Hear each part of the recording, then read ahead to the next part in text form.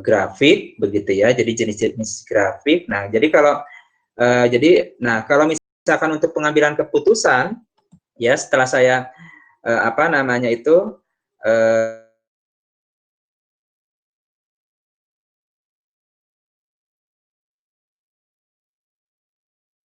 jadi ada top management, ada middle management, dan lower management ya itu. Jadi itu yang harus kita perhatikan ya untuk keputusan. Ya, kalau misalkan ada trouble ya, misalnya tidak terdengar suara saya, mohon disampaikan saja ya. Jadi ya, karena kalau seperti ini kan secara online banyak trouble yang mungkin kita hadapi ya.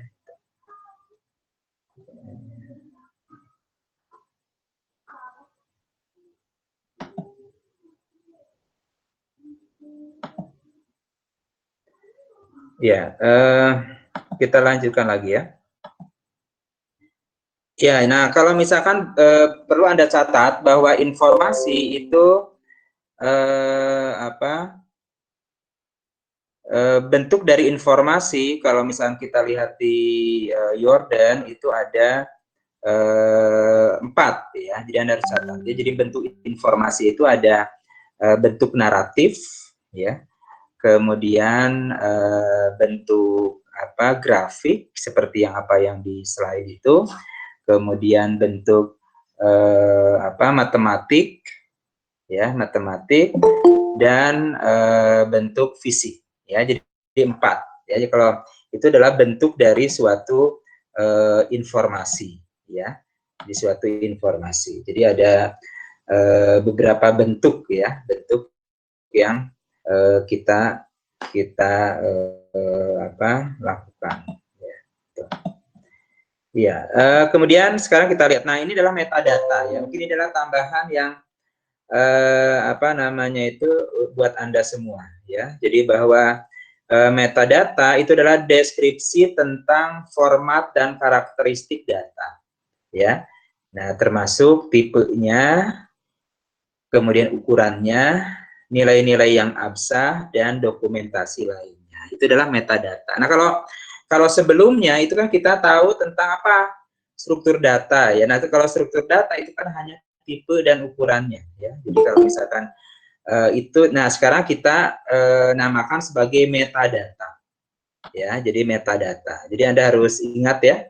Jadi metadata. Jadi kalau misalkan seperti ini, kalau di dalam data-data penjualan misalkan ya, di dalam kwitansi penjualan. Nah, itu kan metadatanya apa? Bisa ditanyakan ya. Jadi metadatanya itu termasuk dokumennya gitu ya. Tipe dari fieldnya ya, itu sudah termasuk ke dalam metadata. Jadi kalau misalnya ada orang yang mengatakan metadata itu apa, seperti itu ya, itu adalah metadata. Ya. Nah, kemudian yang selanjutnya kita lanjutkan. Nah, bahwa untuk evolusi dari teknologi database itu ada flat file itu dari tahun 60 sampai tahun 80, kemudian hierarchical tahun 70-90, kemudian network tahun 70-90, kemudian relasional tahun 80, objek oriented tahun 90 sampai sekarang, kemudian objek relasional tahun 90 sampai sekarang ya. Jadi itu adalah evolusi dari teknologi database ya yang ada saat ini ya. Jadi itu Anda harus, ini sebagai pengetahuan saja ya untuk Anda gitu ya. Jadi itu. Nah, kemudian misalkan gini, kita mempunyai database flat file ya. Jadi database flat file sama dengan file data pada spreadsheet. Ya, misalnya Excel ya. Jadi ada, misalkan Anda lihat di situ di dalam MS Excel itu ada NIP, kemudian nama depan, telepon. Itu adalah datanya gitu ya, untuk file datanya. Nah, inilah database flat file namanya ya kalau di dalam Excel. Nah, kemudian Nah, kemudian ada juga yang text file. Misalkan Anda mempunyai data, jadi data itu tidak hanya di dalam Excel ya. Jadi kalau misalkan kita punya data itu apa namanya itu dalam misalkan dalam apa dalam formasi SP ya CSV, nanti kita bisa apa bisa convert ke Excel ya itu. Jadi itu adalah di sini bentuk dari sebuah database. Jadi database itu bisa flat file atau bisa berupa Excel ya, seperti itu ya. Jadi bisa berupa Excel. Jadi apa bisa kita apa lihat nantinya ya, apakah itu flat file atau Excel. Ya, ini adalah flat file ya. Jadi ada customer ID, company name, contact title dan sebagainya ya. Nah, kemudian database hierarchical itu ada hierarchical database ya. Jadi model yang menerapkan sistem hierarki, nah itu ada root-nya ya. Jadi misalkan kalau kita lihat itu kita bikin tree, nah itu root-nya itu apa begitu ya. Jadi nanti ada parent-nya, ada child-nya ya. Gitu. Jadi nah itu model ini digunakan oleh apa IBM ya dan Microsoft Windows Registry ya untuk database hierarchical. Ya itu. Nah, jadi apa database hierarchical itu seperti inilah. Kalau kita gambarkan di dalam sebuah diagram itu ada employer, ada compensation, job assignment, ada benefits. Ya, ada rating, salary, pension, insurance dan health. Ya, itu. Jadi itu yang bentuknya hierarchical. Ya. Nah, kemudian database hierarchical. Contoh database hierarchical, misalnya suatu organisasi dapat menyimpan informasi karyawan di sebuah tabel yang berisi atribut atau kolom seperti Pak Didi. nah, Halo ya. Pak, sepertinya slide-nya masih yang database flat file itu Pak. Oh, sebentar, ini agak lambat nih. Belum ke halaman berikutnya Pak. Mohon maaf, belum Pak. ya? Enggak apa-apa. Ya, jadi mohon nanti itu aja ya diinfokan ya kalau tidak sesuai. Ya, terima kasih Mas. Ya. Baik Pak. Ya. Nah, kalau sekarang gimana nih? Saya tidak. Sudah Pak. Sudah Pak. Ya. Hierarki sekarang Pak. Ya betul. Terima kasih. Ya, jadi saya ulangi ya. Jadi bahwa database hierarchical itu seperti ini ya contohnya ya. Jadi misalkan root-nya itu adalah employer. Ya, jadi kalau dalam suatu perusahaan itu root-nya itu bisa employer ya apa? Misalkan kemudian bisa misalkan customer gitu ya. Itu adalah root-nya ya. Jadi ada misalkan di dalam employer itu ada first child, itu adalah compensation, ada job assignment, ada benefits. Terus gitu second child dan sebagainya. Ya, jadi itu adalah database hierarchical. Ya, itu seperti itu ya. Nah, jadi kalau misalkan ini contoh yang tadi lah. Jadi suatu organisasi dapat menyimpan informasi karyawan di sebuah tabel yang berisi atribut kolom seperti employee number gitu ya, kemudian first name, last name, department number. Ya, itu seperti itu ya. Nah, kemudian organisasi ini menyediakan setiap karyawan dengan hardware komputer yang diperlukan. Namun peralatan komputer hanya dapat digunakan oleh karyawan yang telah ditentukan. Ya, nah, jadi organisasi itu bisa menyimpan informasi komputer hardware di tabel terpisah, ya. Jadi misalnya mencakup serial number-nya, tipenya, dan employee-nya. Ya, jadi misalkan dalam satu perusahaan gitu ya, ada root-nya itu ada employee, kemudian dia employee itu punya field atau atribut begitu ya, ada employee number dan sebagainya. Nah, kemudian dia menerima komputer begitu ya. Jadi komputernya itu nanti kita kasih ya serial number dan tipenya. Ya, itu. Jadi itu adalah untuk membedakannya. Jadi kalau misalkan di dalam terstruktur itu adalah kita mengenal kunci ya.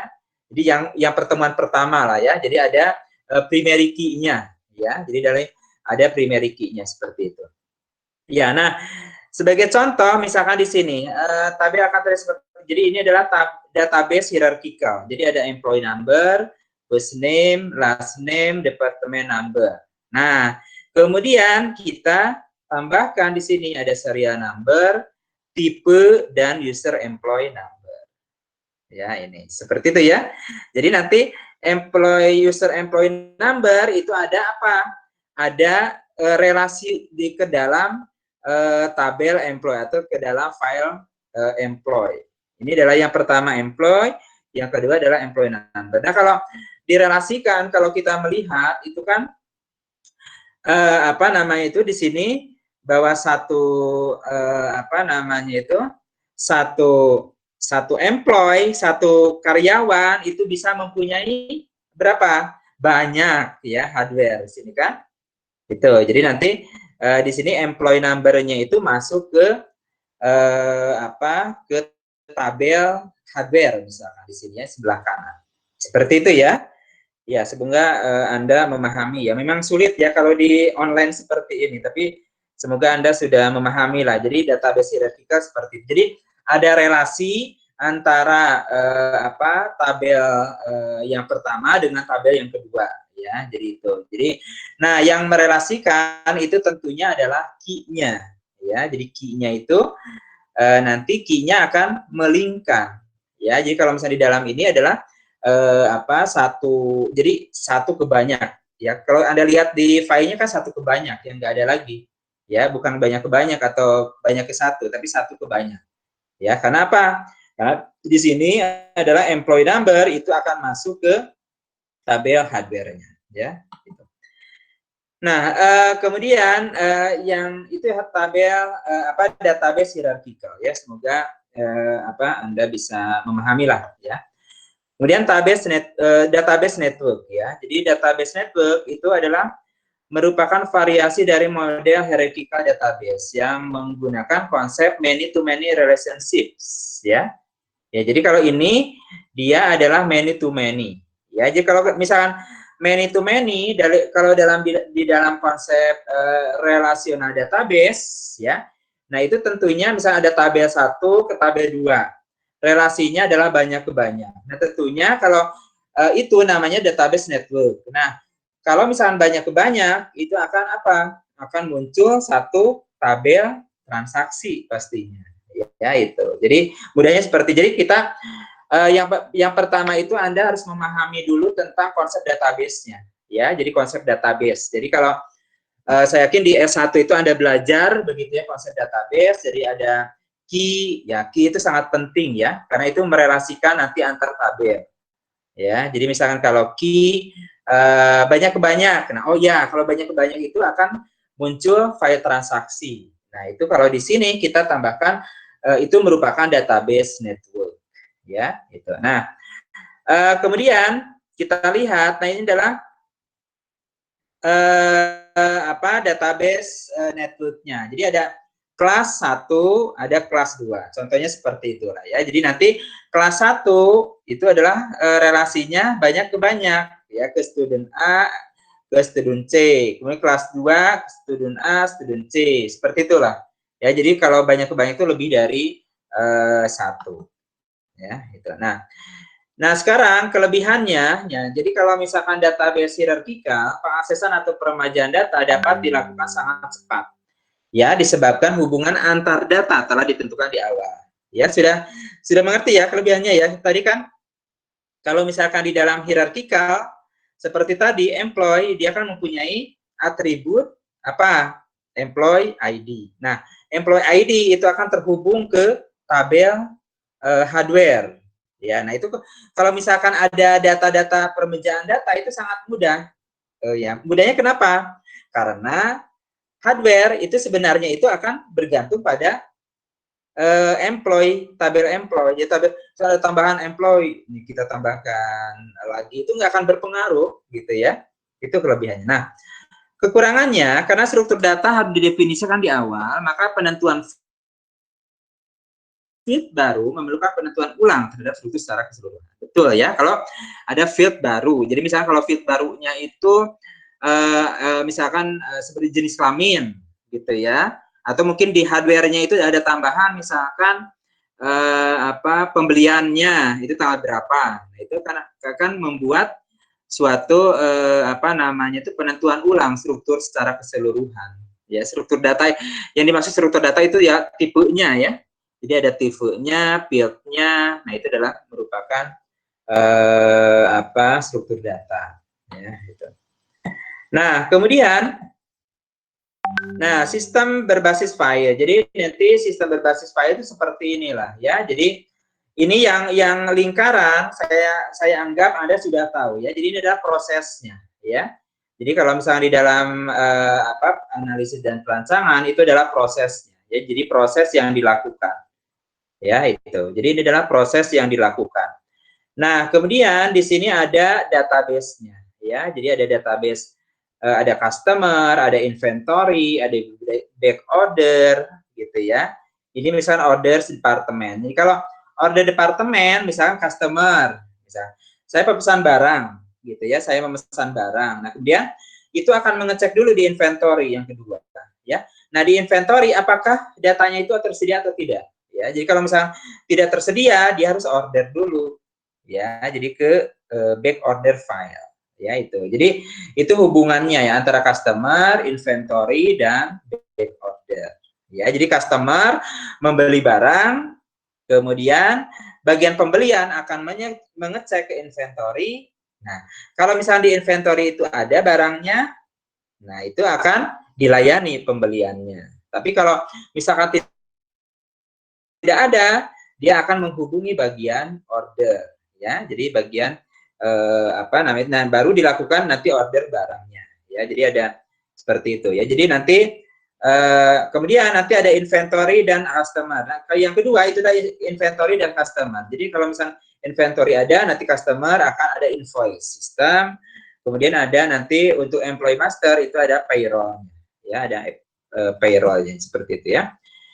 Nah, sekarang apa yang dimaksud dengan database management system? Jadi database management system itu adalah sekumpulan data terintegrasi dengan ukuran yang sangat besar dan secara khusus menjelaskan aktivitas-aktivitas dari satu atau beberapa organisasi. Jadi intinya itu database management system itu terdiri dari beberapa database. Jadi tingkatannya gini ya.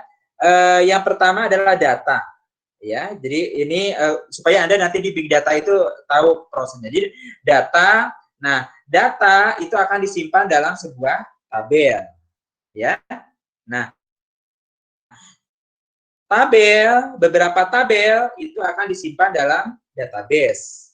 Nah, beberapa database itu akan disimpan dalam DBMS. Ya, seperti itu. Sudah mengerti ya? Ya, jadi mudah-mudahan Anda dari konsep ini, jadi ini memang berkelanjutan ya. Jadi Anda yang pertama itu memang di S1 harus belajar tentang database dulu, begitu ya.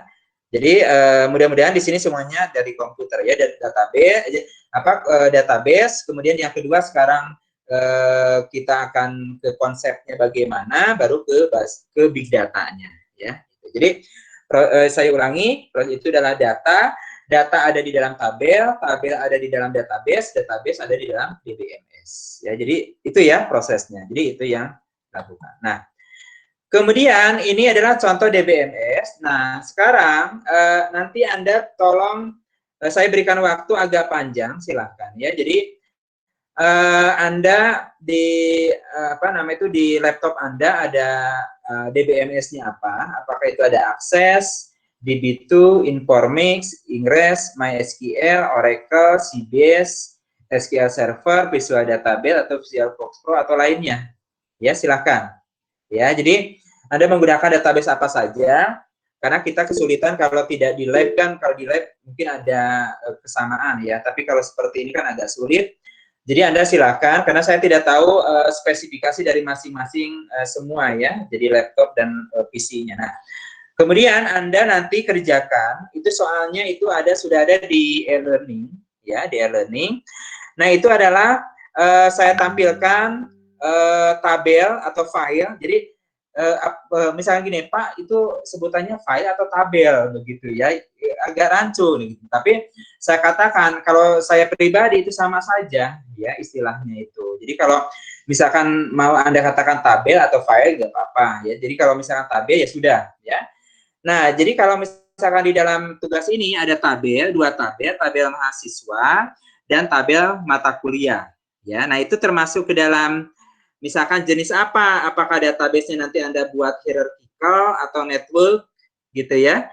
Nah, kemudian nanti kalau kalau hierarchical, nah Anda gambarkan yang pertama itu adalah relasinya ya. Nah, relasinya karena saat ini kita sudah ke objek oriented, relasional, objek relasional.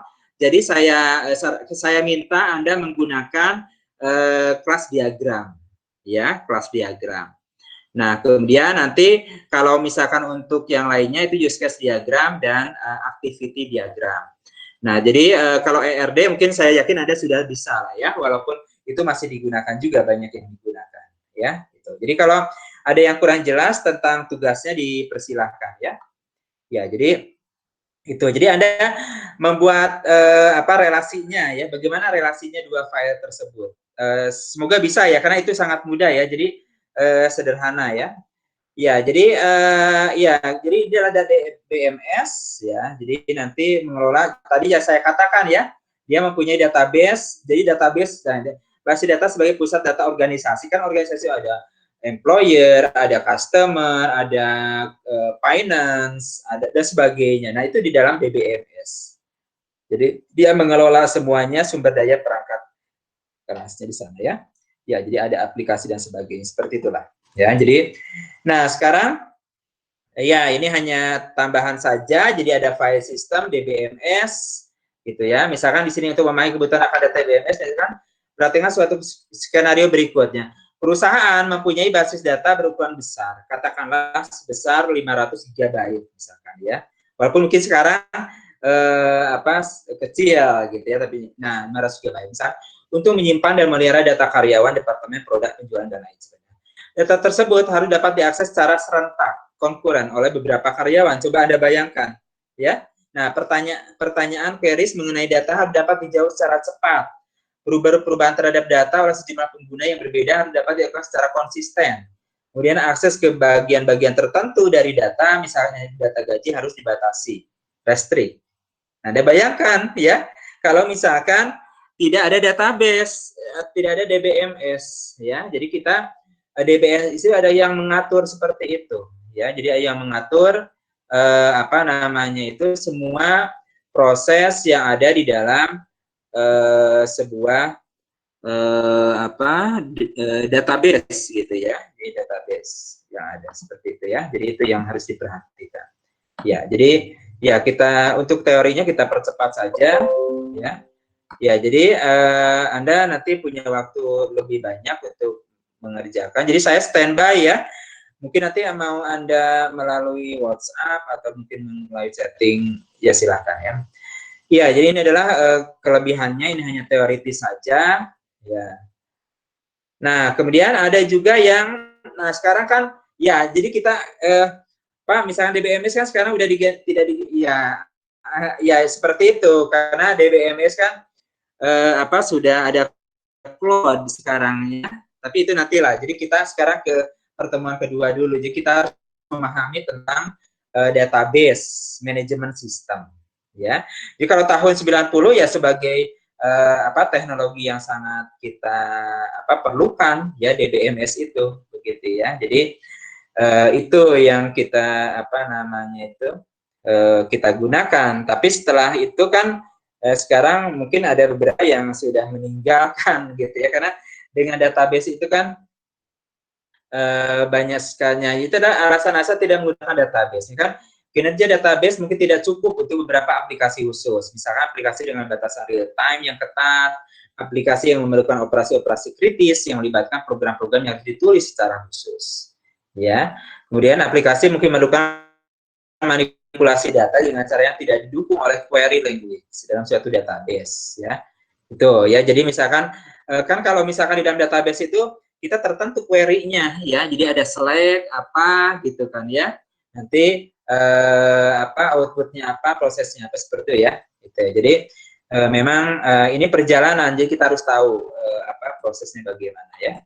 Ya, nah misalnya gini, ini adalah data, kita lanjutkan kepada data model. Jadi relationship yang akan digunakan nanti ya. Ya, jadi data model adalah sekumpulan konsep yang digunakan untuk menjelaskan data. Ya, kemudian skema, deskripsi dari sekumpulan data dengan menggunakan suatu data model tertentu. Ya, jadi, nah relasional data model adalah model data yang paling banyak digunakan pada saat ini. Ya, nah ini harus dipahami ya untuk data model, karena di big data analysis itu kita harus mempunyai suatu model ya. Nah, konsep utama relasi relationship yang pada dasarnya berupa tabel terdiri dari sejumlah baris dan kolom. Jadi baris itu yang ke samping ya, kemudian kolom yang ke bawah, yaitu Anda bayangkan ya, ini ada tabelnya kecil mungkin ya, biar kelihatan, atau mungkin Anda download saja ya materinya. Setiap relasi mempunyai sebuah skema yang menjelaskan kolom-kolom field dari sebuah tabel. Ya, jadi nanti, nah di sini setiap relasi mempunyai skema. Ya, jadi kolom-kolom field itu apa? Misalkan ada name, ada nama, ya ada login, ada age. Ini adalah skema namanya, ya. Tuh, jadi fieldnya itu apa? Jadi ada skema, ya. Ya, jadi seperti itu ya. Jadi itu adalah yang yang ada ya, ini skema. Nah, contoh informasi mahasiswa atau student di suatu universitas dapat disimpan dalam sebuah relasi dengan skema student. Ya. Skema student itu namanya ya. Nah, ada string misalnya SID itu name ya. String, name itu string, login string, integer, GPA real. Gitu ya. Itu ya, jadi skemanya adalah student ya, itu ya, seperti itu ya. Jadi skema itu nama tabel lah ya, jadi nama tabel ya. Jadi nanti kolom dan baris apa hubungannya ya, kolom dan baris seperti itu ya. Jadi itu adalah yang abstraksinya gitu ya, terdiri dari banyak view. Halo teman-teman semua, balik lagi di channel web jadi view-nya itu jadi ada masih physical bersama saya, scheme, Sandi ada view Kagani. 1, view 2, view 3, Di video kali jadi ini ada saya senang conceptual banget karena scheme dan akhirnya physical. saya bisa buatkan Jadi kalau yang ya, physical scheme menjelaskan detail penyimpanan data, misalnya files atau index ya, itu adalah physical scheme yang langsung berhubungan dengan database. Balik lagi di channel web programming Unpas. Kemudian untuk conceptual scheme itu adalah mendefinisikan struktur logikal, yaitu conceptual scheme itu ya, jadi kelas diagram atau RD bagaimana si PHP ini menangani. Jadi nanti, jadi Anda tugasnya itu adalah untuk conceptual scheme. Jadi inginnya PHP itu bisa menangani nggak cuma huruf Latin. Ya, kita tulis. Kemudian view external scheme menjelaskan bagaimana penggunaan melihat data. Kemudian tadi banyak view, satu konsep balik lagi di channel web programming Unpas. Kali ini kita ada di seri belajar PHP untuk ya, tingkatan skema ini ada physical, ada konseptual, ada view. Displaynya gitu ya, displaynya bagaimana. Ya, jadi nanti ini skema logisnya seperti inilah ya. Kecil semua. Nah, kalau misalkan customer order satu itu produk gitu ya. Nanti ini kan tiap-tiap pertemuannya, satu customer kita akan bikin folder baru. Nanti banyak order beberapa produk ya. Order beberapa pertemuan produk, satu gitu ya. nanti Jadi langsung nanti tampil. Di dalamnya order kita itu harus simple aja supaya ini kayak syarat gitu ya untuk belajar sebuah bahasa pemrograman baru. Kita akan bikin tag PHP. Jadi sama saja ini adalah lebih kelas kecil dari diagramnya tanda ya. tanya Jadi ini PHP. Istilahnya adalah skema logis. Lalu diakhiri dengan tanda tanya skema logis yang ada. Nanti ya, kita akan jadi seperti itu. lebih lanjut nah, ini contoh. Nah, jadi nanti kalau di aja, menggunakan akses itu lalu di dalamnya kalian tulis gini. Jadi nanti Anda cuma dua tabel saja. Tabel. Hello. Mahasiswa sampai mata kuliah. Kalau belajar bahasa pemrograman baru itu dua tabel aja ya. Jadi untuk tugasnya, jadi Anda bisa melihat sebagai namanya itu latihan, Anda bisa kotak-atik sendiri lah ya di rumah. Ya, browsernya lagi. Ya. Kalian boleh refresh Microsoft Access atau apa ya. Kalau ini ada folder pertemuan satu, silakan diklik ya, jadi ada relasi. Nanti kalian lihat tuh, ada saya ingin tahu hello bagaimana Anda ya. memprosesnya. Jadi gitu, selamat ya. kalian Jadi, sudah berhasil itu membuat ya. Jadi satu nanti halaman Anda coba. PHP Ya. yang Jadi mungkin sangat sederhana. waktunya sejam cukup ya. Baik, jadi itu dulu ya Ini kan untuk hanya video kali beberapa ini. saja, Kita udah jadi sejam berhasil cukup Anda, menyiapkan lingkungan pengembangannya. Kita melakukan. udah Ya, jadi siapin servernya Apache, ya, kita jadi udah ini siapin ini bahasanya PHP, dan kita contoh udah saja siapin ada juga server student database-nya faculty course MySQL and row dengan basic menggunakan conceptnya sebuah relation aplikasi disimpan all-in-one dalam bentuk yang namanya unordered XML. file indeks pada Jadi pertama sampai sini dulu relasi videonya. ya Kita akan skemanya lanjutkan seperti mengenai itu sintaks PHP.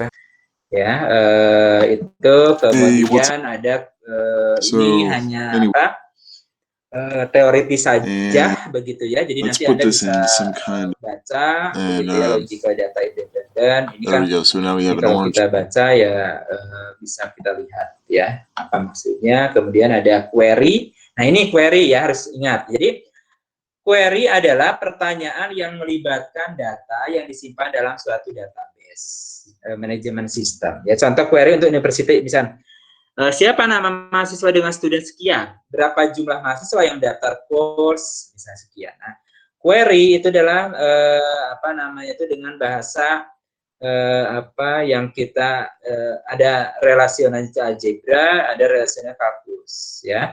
Dan kemudian nanti kita menggunakan DML ya. Di data manipulation language ya.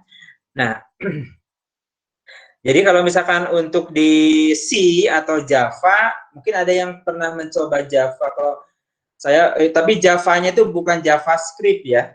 Saya yakin itu bukan JavaScript, tapi SL275 yang dulu itu saya pernah ikut. Ya kalau pas mahasiswa dulu ya tahun 90 itu.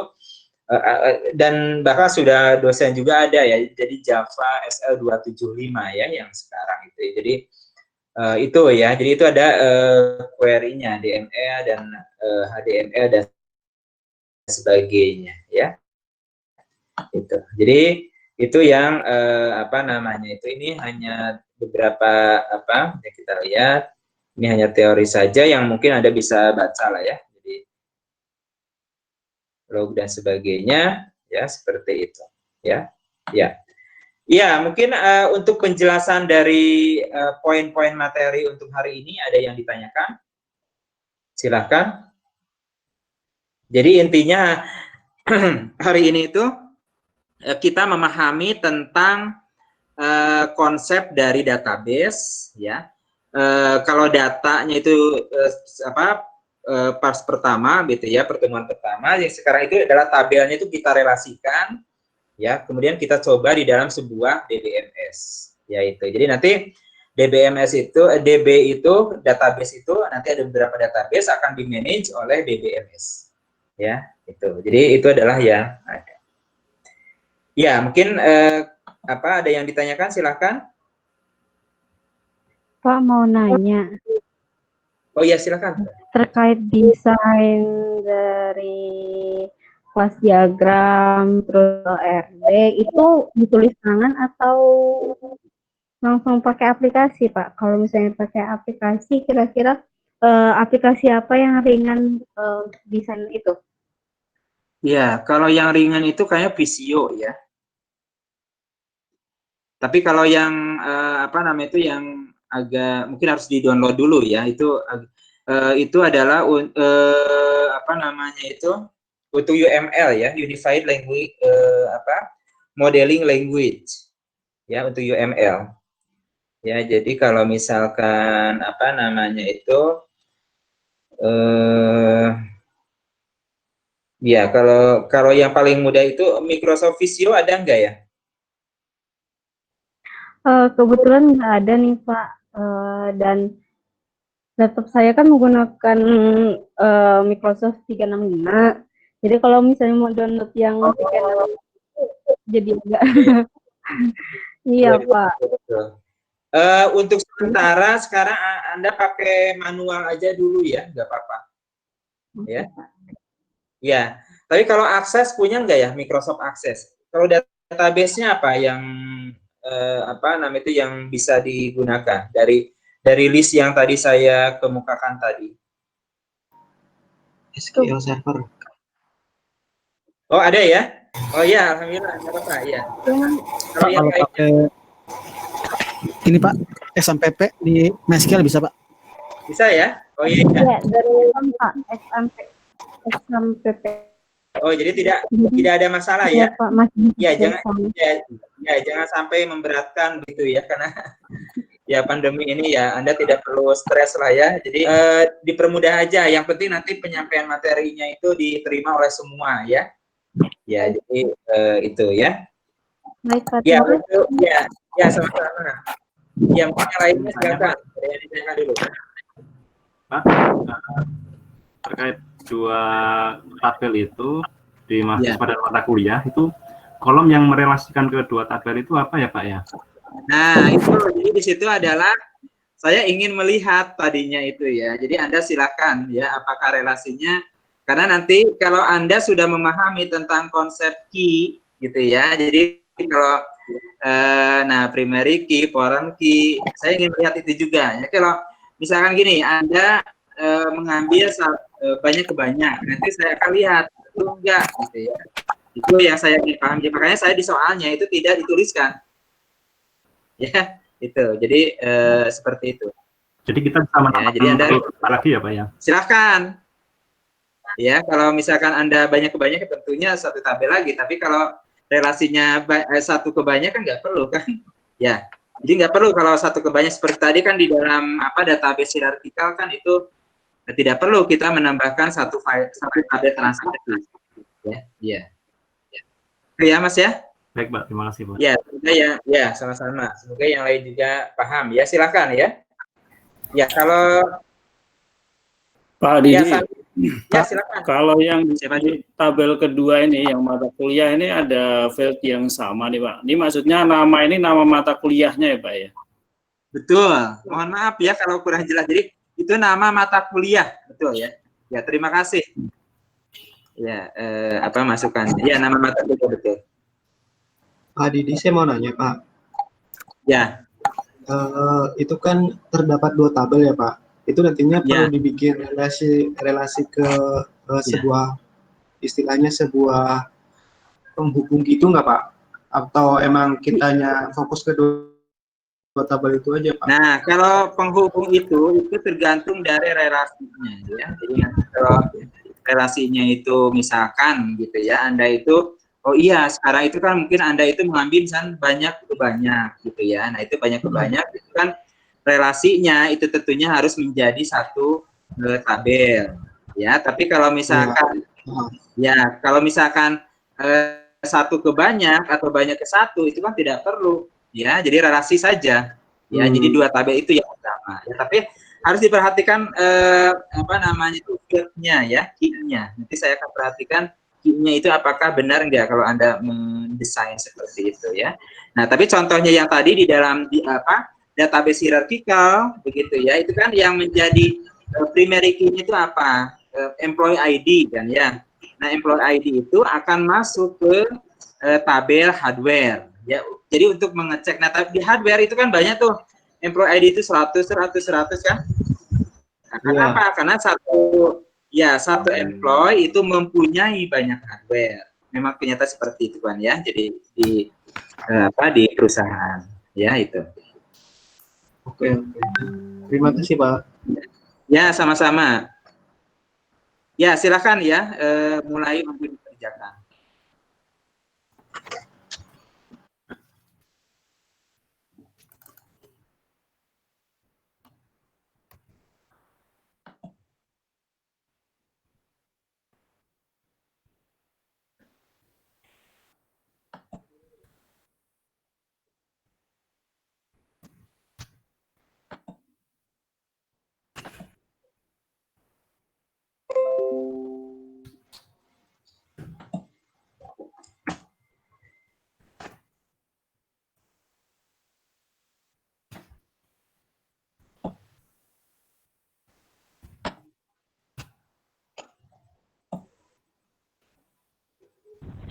Pak Didi, maaf mau nanya, boleh izin live? Boleh izin live dulu? Iya, boleh iya, semuanya boleh ya untuk izin live karena video itu memakan kuota yang cukup besar ya. Ya boleh ya. Sekarang kita pindah ke asinkronus ya. Ya, jadi ya, terima kasih ya semuanya. Nanti kalau misalnya ada apa-apa, terima kasih Pak Dedi. Ya. Ya, baik. Terima kasih. Wassalamualaikum warahmatullahi wabarakatuh. Waalaikumsalam warahmatullahi wabarakatuh. Terima kasih, Pak. Ya, sama-sama. Terima kasih, Pak. Gila, Pak.